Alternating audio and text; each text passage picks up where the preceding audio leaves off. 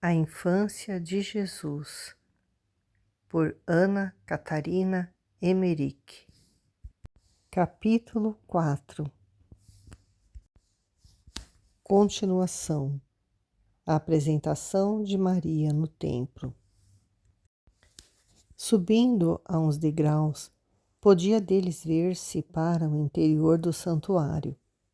No muro havia um nicho com uma lâmpada, a cuja luz avilendo as orações escritas num rolo de pergaminho.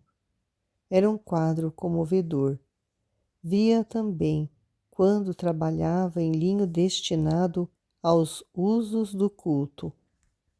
Numa das refeições, vi Noemi apresentar-lhe fruta seca do tamanho de favas e um copo com água.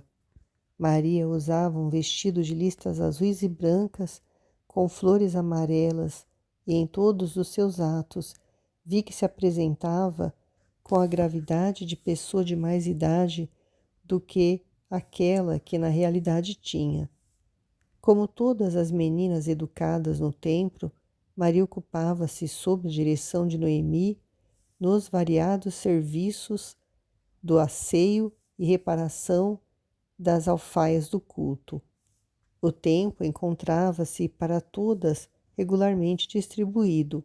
Havia horas destinadas ao trabalho, fiando e tecendo, e horas para a oração e o estudo. Muitas vezes via, durante o silêncio da noite, entregue à meditação. Levantando-se da esteira onde dormia, orava no meio de lágrimas, pedindo ao céu a vinda do Salvador prometido, e na sua humildade oferecia-se para a última das servas da mãe do Messias prometido. Quando orava, cobriu o rosto com um véu, como era costume naquele tempo, sempre que uma mulher se apresentava diante de uma pessoa de situação mais elevada. É assim que, ao dirigirem-se aos sacerdotes, recebendo ou entregando o trabalho nas dependências do templo, iam e voltavam com o rosto velado.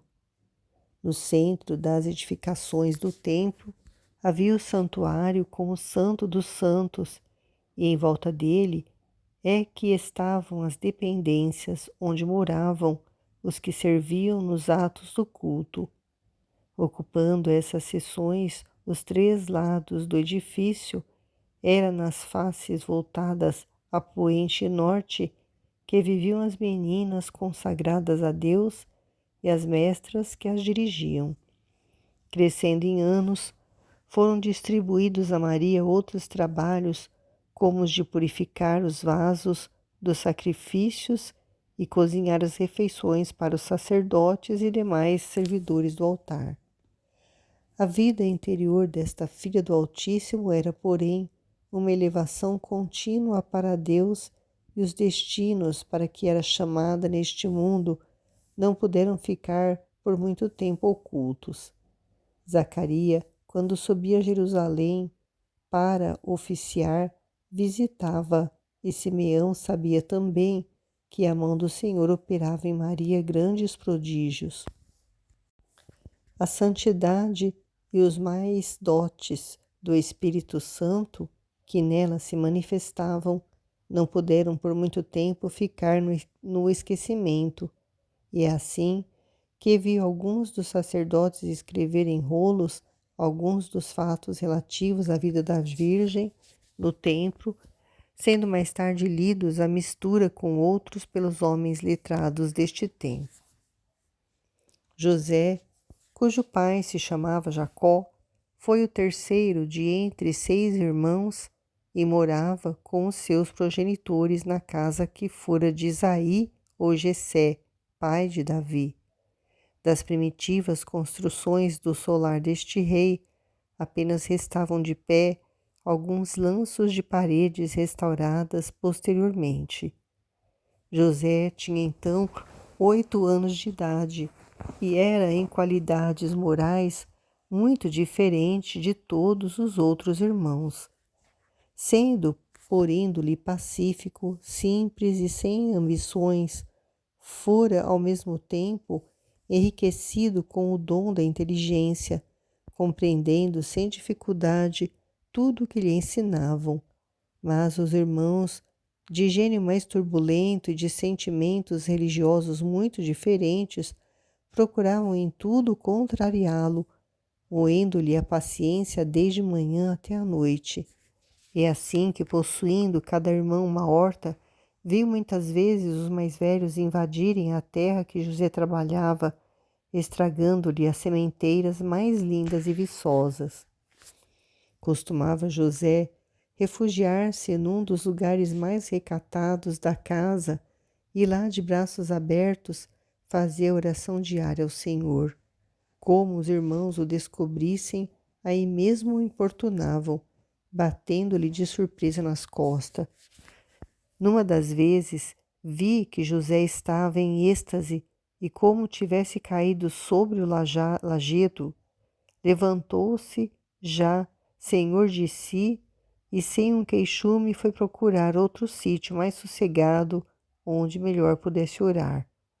Os pais não viam também com agrado que José se empregasse em trabalhos humildes, em vez de acompanhar os irmãos na conquista de uma posição elevada, desperdiçando, como eles diziam, a melhor parte do tempo em exercícios de piedade e na oração. Para se libertar dos maus tratos dos irmãos, viu procurar uma comunidade de piedosas mulheres essênias e com elas orar à luz de uma lâmpada suspensa na rocha de umas grutas de Belém. Tinha então uns 12 anos de idade. Viu também ocupado em trabalhos de madeira e orar noutras grutas das vizinhanças e entre elas naquela que mais tarde havia de abrigar o presépio de Jesus. Ia crescendo em anos e, como os pais cuidassem pouco da educação dos filhos, José tratou de aprender o ofício de carpinteiro. Era seu mestre um velho com oficina montada junto dos essênios de Belém. Tinha 18 anos quando resolveu deixar os irmãos e tomou o caminho de Leboná. Havia nesta cidade um mestre e foi sob as ordens dele que José ficou a trabalhar, já livre das censuras e maus tratos dos irmãos. Os pais continuavam em Belém e, como desconhecessem o seu paradeiro, supuseram que tivesse sido levado por uns bandidos.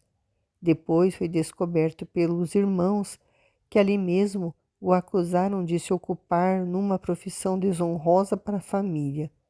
José, porém, continuou a trabalhar no seu ofício e, como fosse de boa índole, amigo do trabalho e piedoso, todos os que com ele conviviam lhe dedicavam sempre particular estima.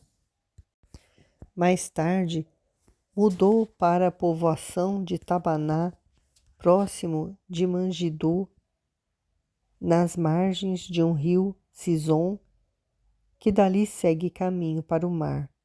A cidade de Afec, que foi pátria de São José, ficava ali a pouca distância. Foi nesta oficina que José, já sob a direção de um novo mestre, sabedor e rico, começou a trabalhar em obras mais perfeitas de carpintaria. Viu-o tempos depois em Tiberíades, sob as ordens de outro patrão. Teria nessa altura uns 33 anos e morava numa casa com frente para o mar. Desde que partira de Belém, muitas transformações se vieram a dar na família e na casa de José. Como os pais tivessem morrido, os irmãos decaídos da antiga grandeza venderam o solar paterno que passou para mãos estranhas e dispersaram-se também. Apenas dois ficaram a viver na cidade de Davi. José continuou, porém, a trabalhar pacificamente no ofício da sua arte, e entregue ao exercício da oração, pedindo dia e noite ao Senhor a vinda do Messias prometido. Estando um dia a dispor num oratório para mais recatadamente nele orar, apareceu-lhe um anjo e lhe disse: José, basta o que já fizeste. E acrescentou: Assim como Deus confiou ao patriarca José a administração dos celeiros do Egito, assim a ti vai ser confiado um novo celeiro com o trigo da salvação dos homens. José escutou as palavras do anjo e obedeceu, sem contudo, na sua profunda humildade, atingir o sentido misterioso do que lhe fora anunciado. Suspendeu o trabalho, mas continuou entregue, com mais fervor ainda, a oração, até o dia em que recebeu ordem de subir a Jerusalém.